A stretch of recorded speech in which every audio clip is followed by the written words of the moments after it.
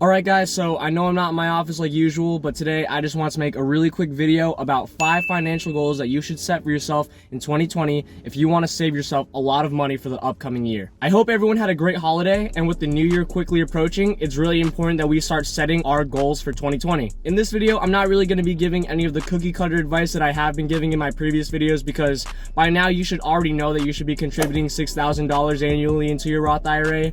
You should already know to invest in dividend stocks and real estate.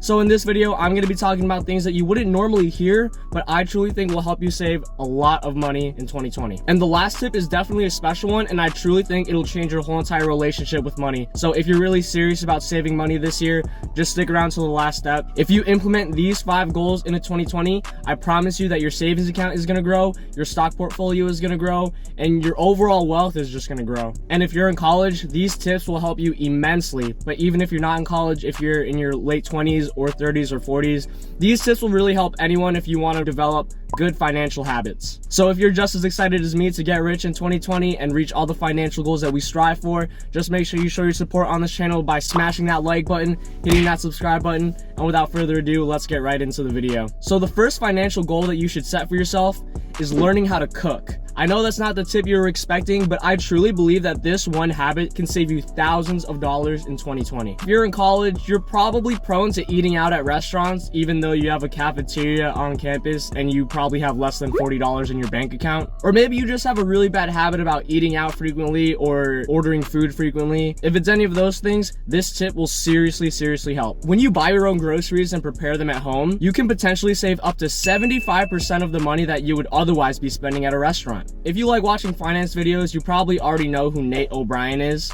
He makes incredible finance videos about investing and saving and stuff. I always smash the like button whenever I check out his videos. And basically, in one of his videos, he explains that he spends about $30 a week on groceries, which is really good. It's possible and it's doable. Is it the most luxurious way of eating? Not necessarily. If you want to eat more luxuriously, you can even up your food budget to $40 a week rather than $30, or maybe even $50 a week at the very most. But over $50, you are more than capable of eating amazing, luxurious foods for under $50 a week. And if you learn how to cook really well, you can make super cheap foods taste amazing. If you're like Nate O'Brien and you're able to spend $30 a week on groceries, that $30 can feed you for 7 whole entire days. On the other hand, if you eat out at a restaurant, you could spend that $30 all on one meal, or maybe even a meal for 2. And if you consistently eat like that, you are essentially spending a whole week's worth of groceries on one meal. So this guy, his name is Sam the Cooking Guy. He's one of my favorite YouTubers. I always make sure to smash the like button when I'm on his videos too. He just shows you how to make the most delicious foods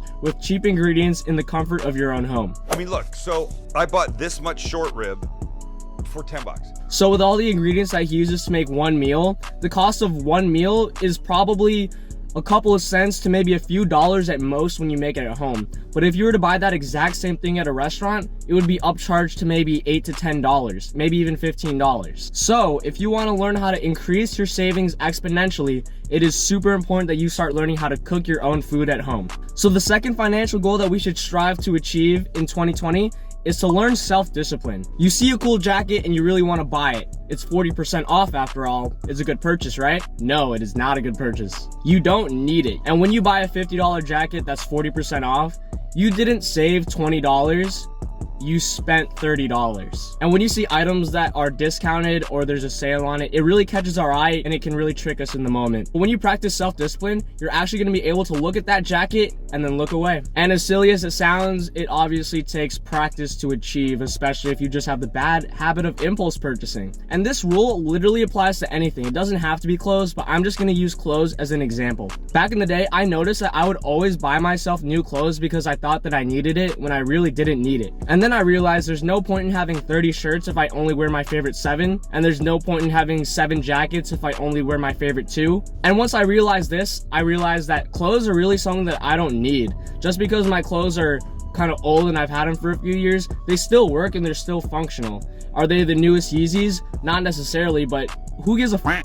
And at this point, I haven't bought clothes in years, and it saved me thousands of dollars. So the third financial goal that we have for 2020 is to set a strict and exact budget for yourself. When you set a budget and follow it, you will know exactly how much money you're earning and how much money you're losing on a daily basis. And when you do this, you will know exactly how much money you will have at the end of the month, so that way you can have more freedom about how you want to spend your money throughout the month. But the point of having a strict budget like this is to prevent you from overspending. If you want to spend money on clothes or food, that's fine as long as you work it into your budget responsibly and you don't overspend. Spending traps like food and clothes, they become a problem once you spend more money than you're supposed to be spending. For example, you could set your grocery budget to $200 a month, which is around $50 a week. You can even go less. I don't recommend going more than that, but throughout that whole entire month, you can buy whatever you want when it comes to groceries as long as you stay under $200 the whole month. This allows you to responsibly spend money while allowing yourself to have the freedom of buying whatever you want that's within the budget. If you want an eating out budget, you could set it to $50 a month, so that way you have the freedom to actually eat out, but it will prevent you from overspending again and eating out too much. Personally, for me,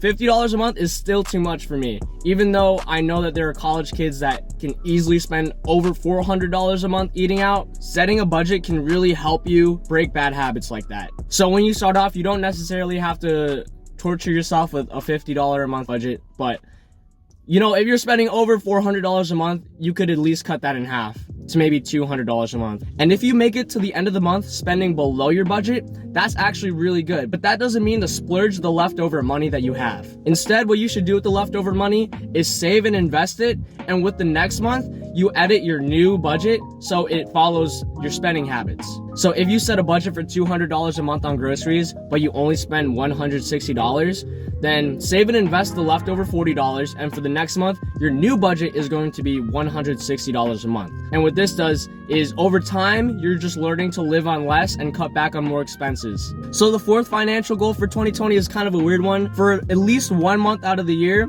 I recommend that you use cash only for all of your purchases.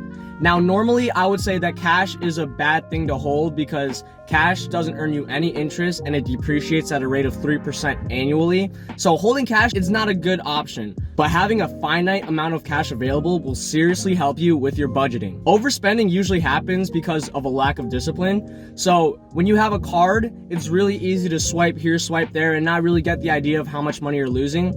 On the other hand, when you have cash and you have to spend that cash, you can physically see how much money is leaving your hand, and hopefully that will discourage you to spend money. So if you withdraw $500 and you force yourself to use that for the whole entire month, that will really make you think about what you need to buy rather than what you want to buy at the moment. And that $500, that doesn't include rent or insurance, but that does include gas, food, personal care, utilities, etc. And the last financial goal that you've all been waiting for, because this is a special one, and when you do this, you will literally see your savings skyrocket. Basically, if you can't afford to buy it twice, then you can't afford it. And with that being said, this last financial goal is to save the exact amount of money that you spend. If you spend $30.82 on gas, you take that exact same amount, $30.82, and you take it from your checking account and put it into your savings account. If you spend $42.50 on groceries, then you also have to take $42.50 from your checking account and put it into your savings account. And the idea with this is it forces you to save exactly 50%. Obviously, this won't be easy if you have bad spending habits, but it's a challenge, and challenges are supposed to help you grow. But this will also force you to ask if you can really afford the item. So if you have to buy something that's $53.63, you can't buy it unless you have $107.26. So if you don't have the $107.26, then you cannot buy it. And all the money that you're saving, you have to make sure that you're putting it into a high yield savings account. That way you earn interest on the money that you have in there.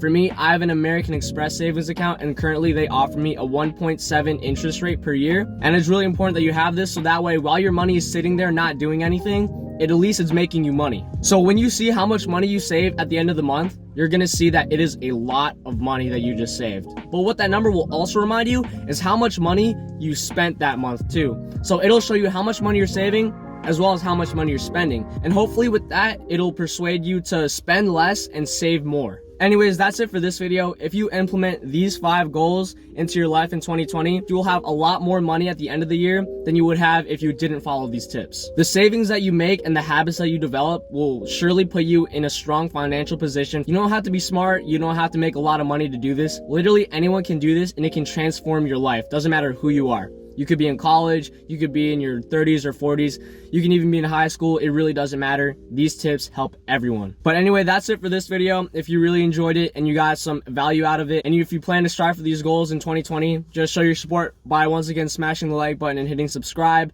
I hope you guys have a great rest of your day, and I hope you guys have a great 2020, and I hope to see you guys watch my videos all throughout 2020. So that's pretty much it, and I'll see you next year.